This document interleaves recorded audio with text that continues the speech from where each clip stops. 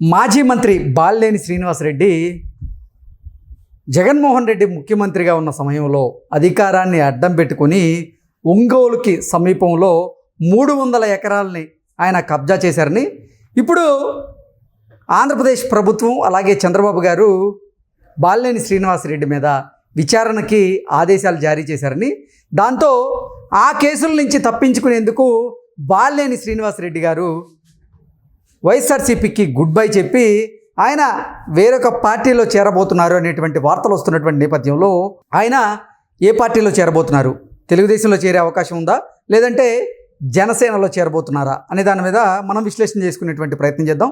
ప్రస్తుతం మనతో పాటు ఉన్నారు ప్రముఖ రాజకీయ విశ్లేషకులు, ప్రముఖ సీనియర్ జర్నలిస్ట్ సిఎస్ రావు గారు. సార్తో మాట్లాడదాం. సార్ నమస్తే. సార్ నమస్తే.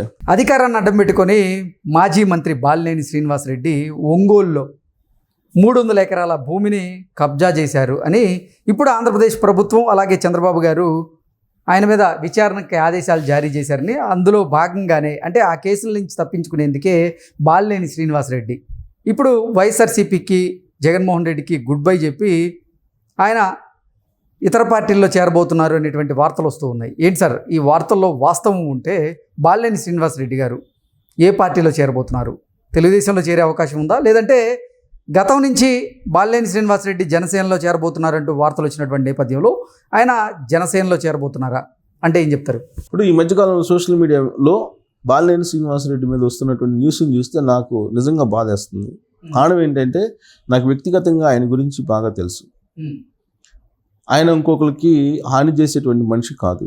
ఓకే, చేతనైతే సహాయం చేస్తాడు, లేదంటే కాముకుంటాడు తప్పితే ఇంకొకరికి హాని చేయటము లేదంటే ఇంకొకరికి దాచుకోవాలనేటువంటి మనస్తత్వం కాదు నాకు తెలిసినటువంటి బాలినేని శ్రీనివాసరెడ్డి. తర్వాత మరి మారేడేమో నాకైతే తెలియదు, కానీ నాకు తెలిసినంత వరకు నాకున్నటువంటి ఆయనతోటి కొంత పరిచయం మేరకు ఉండేటువంటి పొలిటీషియన్స్లో ఎంతో కొంత నిబద్ధత కలిగినటువంటి పొలిటీషియన్గా పేరు ఉండేది ఆయనకి.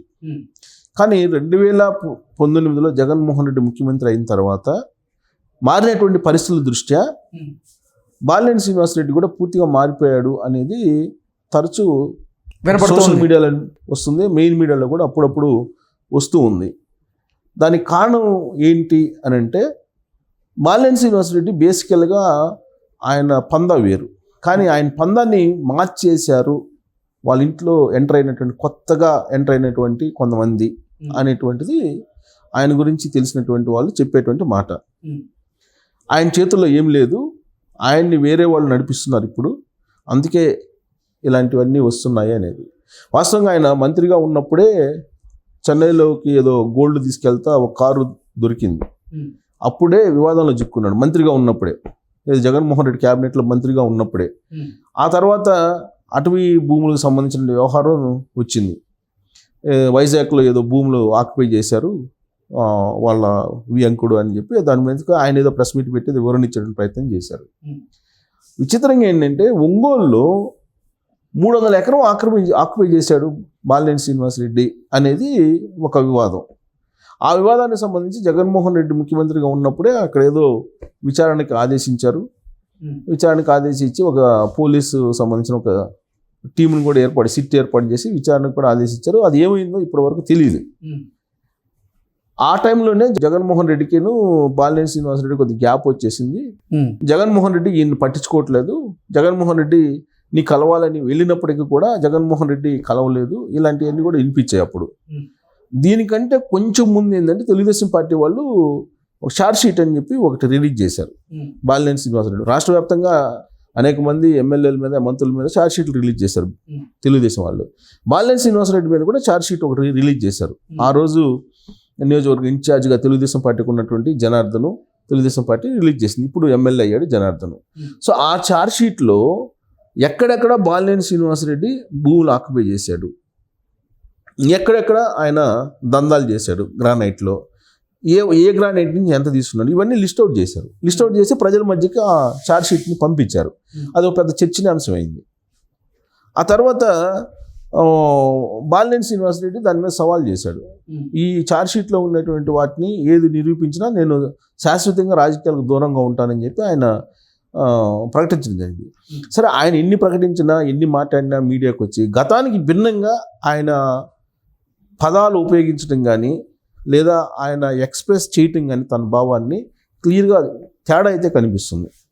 అంత ముందు కంటే కూడా ఇప్పుడు ఆయన ఓడిపోయారు మొన్న ఎలక్షన్లో ఓడిపోయిన తర్వాత మళ్ళీ ఈవీఎంలకు సంబంధించి ఏదో ట్యాంపరింగ్ జరిగిందని చెప్పి రీకౌంట్ ఏదో పెట్టించి చేశాడు. ఆ సందర్భంగా కూడా ఆ రీకౌంటింగ్ మానుకోమని చెప్పేసి ఆయనకి ఏదో ఎవరో తెలుగుదేశం పార్టీ వాళ్ళు చెప్పారని అది కూడా న్యూస్ వచ్చింది.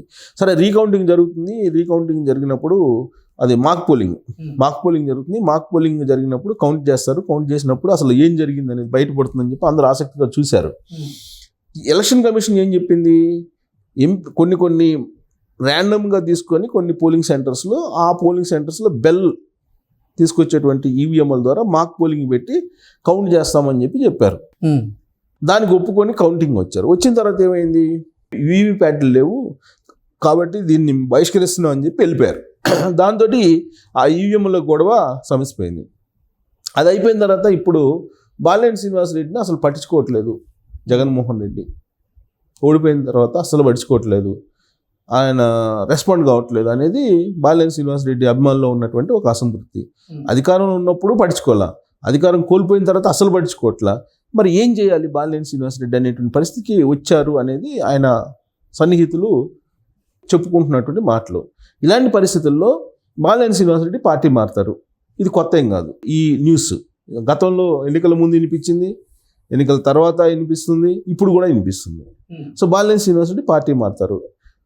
యాక్చువల్గా బాలినేని శ్రీనివాసరెడ్డి ఒక మాట అన్నాడు ఎన్నికల ముందు, మాగుంట శ్రీనివాసరెడ్డిని వైఎస్ఆర్ కాంగ్రెస్ పార్టీ నుంచి వెళ్తే నష్టపోతాం కాబట్టి మాగుంట శ్రీనివాసరెడ్డిని వైఎస్ఆర్ కాంగ్రెస్ పార్టీలో ఉంచాలి అనేది ఆయన ఏదో ప్రయత్నం చేసినట్టున్నాడు.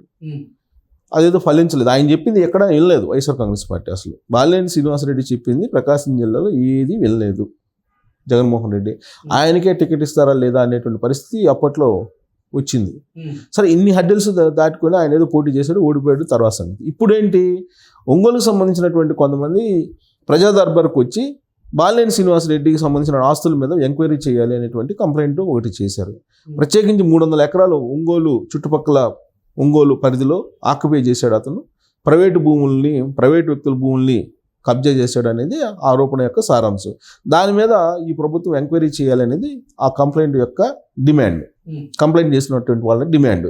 సో దాని మేరకు ప్రభుత్వం ఎంక్వైరీ చేయించాలనే ఒక ప్రయత్నం చేస్తుంది. CCLAకి ఆ మొత్తం రాష్ట్ర వ్యాప్తంగా ఉన్నటువంటి ఆక్రమణలు వీటన్నిటి మీద ఎంక్వైరీ చేయాలని చెప్పేసి ఒక ఆర్డర్ పాస్ చేసింది. దాంట్లో భాగంగా ఒంగోలులో ఒకవేళ జరిగింటే అవి కూడా చేసేటువంటి అవకాశం ఉంది. అయితే ఈలోపు ఈయన పార్టీ మారుతారు. ఏ పార్టీ మారుతారు, జనసేనలోకి వెళ్తారని చెప్తున్నారు. జనసేనలోకి వెళ్తారని ఎందుకు అంటున్నారంటే తెలుగుదేశం పార్టీలోకి వచ్చే అవకాశం లేదు. తెలుగుదేశం పార్టీకి వచ్చినా కానీ ఆల్రెడీ అక్కడ పవర్ఫుల్ లీడర్స్ ఉన్నారు అక్కడ. సో వచ్చినా కానీ ఆయన తెలుగుదేశం పార్టీలో ఇమిడియట్ పరిస్థితి కూడా ఉండదు. సో కాబట్టి జనసేనలోకి వెళ్తాడని చెప్పి అంటున్నారు. జనసేనలోకి వెళ్తారని ఎందుకు అంటున్నారంటే పవన్ కళ్యాణ్కి కొంత సాఫ్ట్ కార్నర్ ఉంది బాలినేని శ్రీనివాసరెడ్డి మీద. ఆ మధ్యకాలంలో బాలినేని శ్రీనివాసరెడ్డికి అలాగే అక్కడ ఉండేటువంటి రాయపాటి అరుణ జనసేన పార్టీకి సంబంధించిన కార్యకర్త ఆవిడికి మధ్యలో కొంత డిస్టర్బ్ అయినప్పుడు ఒక ఇష్యూలో బాలినేని శ్రీనివాసరెడ్డికి కితాబిస్తూ మాట్లాడాడు పవన్ కళ్యాణ్. అలాగే బాలినేని శ్రీనివాసరెడ్డి కూడా పవన్ కళ్యాణ్ మీద గౌరవాన్ని వ్యక్తం చేశాడు. సో కాబట్టి సాఫ్ట్ కార్నర్ ఉంది ఒకటి. రెండు ఏంటంటే బాలినేని శ్రీనివాసరెడ్డి ఏ స్టెప్ వేసినా ఖచ్చితంగా దాని వెనక రాజకీయ కోణం ఉంటుంది. అక్కడ ఉండేటువంటి కాపు సామాజిక వర్గం ఎక్కువ. సో కాపు సామాజిక వర్గం, అక్కడ కమ్మ సామాజిక వర్గం, బీసీ అన్నీ ఒకటైనవి కాబట్టి ఆయన ఓడిపోయాడు మొన్న. అలా కాకుండా కాపు సామాజిక వర్గం, రెడ్డి సామాజిక వర్గం ఒకటైతే ఆయన గెలవచ్చు అనేటువంటిది ఒక యాంగిల్. సో కాబట్టి ఈ ఈక్వేషన్ అన్ని చూసిన తర్వాత జనసేనలోకి వెళ్ళేటువంటి అవకాశం ఉంది బాలినేని శ్రీనివాసరెడ్డి అనేది ఒకటి అనిపిస్తుంది. అలాగే జనసేనలోకి వస్తే కనుక ఆయన ఎమ్మెల్సీ పదవిని కూడా ఎక్స్పెక్ట్ చేసేటువంటి ఛాన్సెస్ ఉన్నాయని కూడా ఇంకోటి అనిపిస్తుంది. మొత్తం మీద ఏదండి, ఇప్పుడు ఉన్నట్టు పరిస్థితుల్లో వైఎస్ఆర్ కాంగ్రెస్ పార్టీ ఆయన పట్టించుకోవట్లేదు, జగన్మోహన్ రెడ్డి పట్టించుకోవట్లేదు అనేది మాత్రం ఆయన అభిమానులు చాలా క్లియర్గా చెప్తున్నారు. ఇలాంటి పరిస్థితుల్లో ఆయన పార్టీ మారాలంటే జనసేన ఒక్కటే ఉంది, ఇంకా జనసేన తప్ప వేరే పార్టీ లేదు. బీజేపీలోకి వెళ్దామంటే బీజేపీలో ఆ పార్టీయే లేదు. ఏపీలో బలంగా కూటమిలో ఉంది కాబట్టి ఆ పార్టీ ఉందనుకుంటున్నారు. లేదంటే అసలు కూటమిలో లేకపోతే ఆ పార్టీ ఉందని ఎవరు అనుకోరు కదా.